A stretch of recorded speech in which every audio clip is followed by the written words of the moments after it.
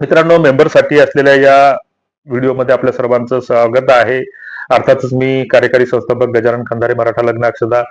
सुरुवातीलाच आपण सांगत असतो की मराठा लग्न अक्षदा हा कुठलाही व्यवसाय नाही किंवा कुठल्याच गोष्टीसाठी आम्ही कुणालाही पैशाची मागणी करत नाही किंवा आमच्या माध्यमातून लग्न जुळतात किंवा आम्ही लग्न जुळतो असा दावा कुठंच आम्ही करत नाही. स्थळं दाखवणं, स्थळं दर्शवणं हा आमचा एक प्रामाणिक हेतू आहे, प्रामाणिक उद्देश आहे. या माध्यमातून जर कुणाची फसवणूक होऊ नये यासाठी आम्ही सातत्यानं सावध करण्याचा प्रयत्न करत असतो.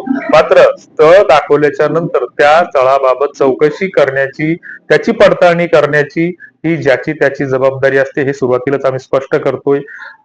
पहिली गोष्ट, स्थळांचा परिचय देत असताना आमच्याकडे जो काही आम्ही आवाहन केलं होता म्हणजे महिन्याभरापूर्वी, की तुमच्या ओळखीतील, तुमच्या नात्यागोत्यातील किंवा तुमच्याकडे जर गरीब मुलींची काही स्थळे असतील तर त्याचे परिचय आमच्याकडे द्या. तुम्ही सांगसाल त्या हिशोबाने आम्ही त्या स्थळाचा परिचय देऊ.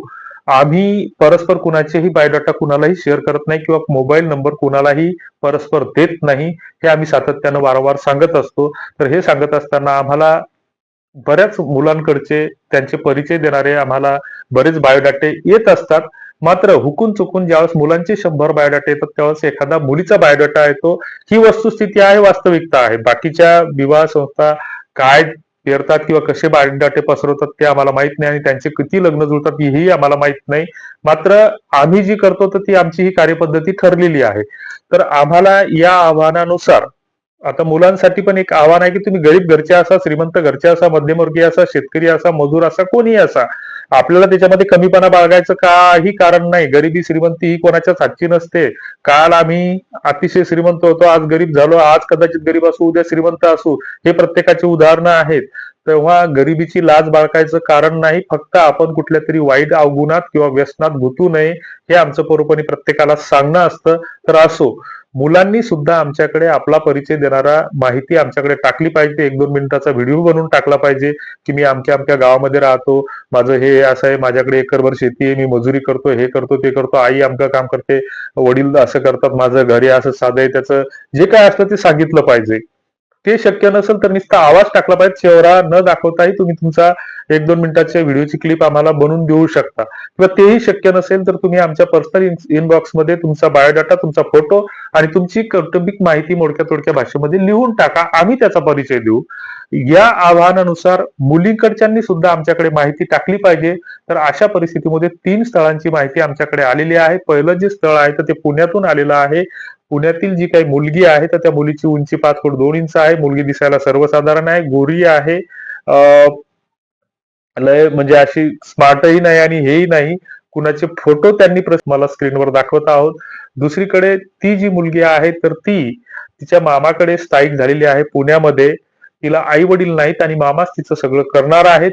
त्याच्यामुळं त्यांना काही पैसे द्यायची आवश्यकता नाही किंवा कुठल्याही कुणाची फसवणूक होण्याचाही काही प्रश्न नाही, कारण ही गोष्ट त्यांनी आधीच स्पष्ट केलेली आहे की त्यांना त्यांच्याप्रमाणेच एक सामान्य गरीब कुटुंबातील स्थळ हवं आहे. मात्र ते पुण्यातीलच असलं पाहिजे आणि पुण्यातीलच असताना तो स्वतः पुरते आणि मुलीपुरते, कारण मुलगीही त्याला लग्न झाल्याच्या नंतर त्याला संसारामध्ये हातभार लावेल असं त्या मामांनी सांगितलं. माणसं आम्हाला सोजवळ आणि सज्जन वाटले त्यांच्या बोलण्यातून आणि त्यांनी सांगितलं की तो मुलगा 25-30 हजार रुपये कमावता असला पाहिजे, त्याचं स्वतःचं घर असलं पाहिजे, बाकी त्याला शेती वगैरे काही नसली तरी चालेल आणि त्यातून रीतसर जे काय आहे तर ते कायदेशीर पद्धतीने ते विवाह करतील. त्यांची कुठलीही अट नाही किंवा त्यांनी मुलीकडून काही मिळेल किंवा मुलांकडून त्यांची कुठलीच अपेक्षा नाही, हे त्यांनी स्पष्टपणे सांगितलेलं आहे. या स्थळासोबत संपर्क कसा करायचा याची माहिती या व्हिडिओच्या शेवटी आम्ही देणारच आहोत. दुसरं जे स्थळ आहे तर त्याच विभागातील आहे. ज्या आहेत तर त्या 3 बहिणी आहेत. 3 बहिणीपैकी 2 बहिणीची लग्न झालेली आहेत. त्यांना भाऊ नाही त्या मुलीला. आई वडील थकलेले आहेत, म्हणजे वयस्कर झालेले आहेत आणि त्या मुलीचं वय हे 26 वर्ष आहे. मुलगी दिसायला सुंदर आहे, चांगली आहे. ती मुलगीचा प्रत्यक्ष आम्हाला फोन आला होता. वाटल्यास तिची जर कॉल रेकॉर्डिंग म्हणजे व्हायरल करणं योग्य नसतं कुणाची, परंतु ती मुलगी दिसायला सुंदर आहे आणि ती जी स्थळाची जी अपेक्षा आहे तर त्याच भागातील म्हणजे सातारा जिल्ह्यातील त्यांना स्थळ हवं आहे.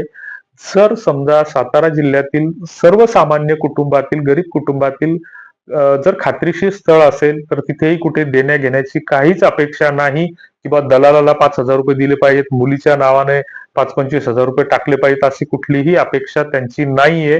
फक्त मुलगा गुणवान कर्तृत्ववान असला पाहिजे असं त्या मुलीनं बोलून दाखवलेलं आहे.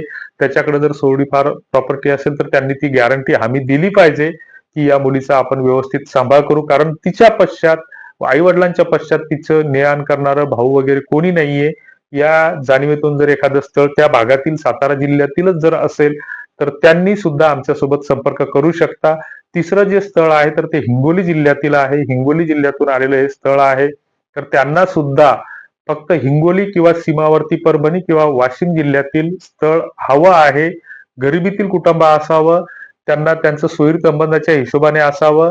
जर समजा हिंगोली जिल्ह्यातील किंवा बाजूच्या परभणी जिल्ह्यातील किंवा बाजूच्या वाशिम जिल्ह्यातील जर एखादं स्थळ असेल तर त्यांची अट एवढी आहे की त्या मुलीसाठी जे काही ज्या ठिकाणी त्या स्थळाचा शोध घेत आहेत तर त्याच्याकडे स्वतःची 2-4 एकर शेती असली पाहिजे व तो मुलगा कमावता असला पाहिजे.